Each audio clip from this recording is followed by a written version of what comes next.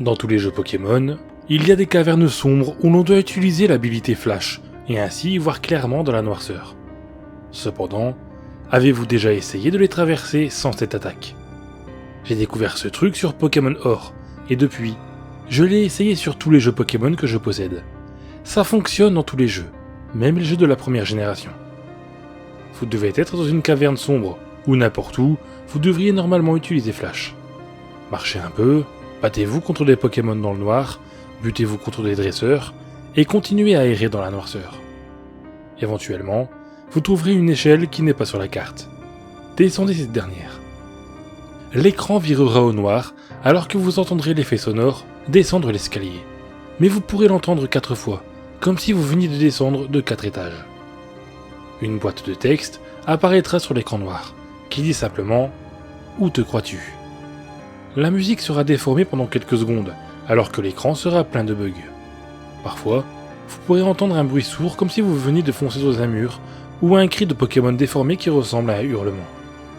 Après, vous pourrez voir. Dans les anciennes générations de Pokémon, on aurait seulement dit que vous aviez simplement trouvé une nouvelle zone qui n'était pas sur la carte. Dans les nouvelles générations, vous pouvez voir que quelque chose ne tourne pas rond, puisque tout est en noir et blanc. Vous serez dans une grande salle vide.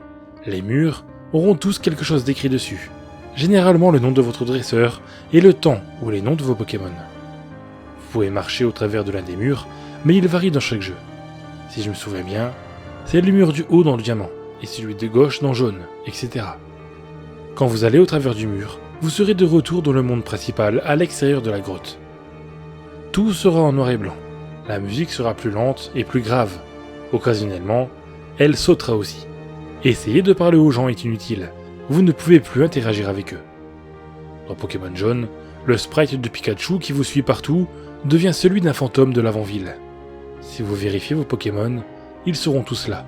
Même stats, surnoms et attaques, mais tous leurs sprites ont été transformés en ceux du fantôme. Si vous allez dans les hautes herbes et trouvez des Pokémon sauvages, ils vous fuiront presque immédiatement. Retournez dans la caverne d'où vous êtes sorti.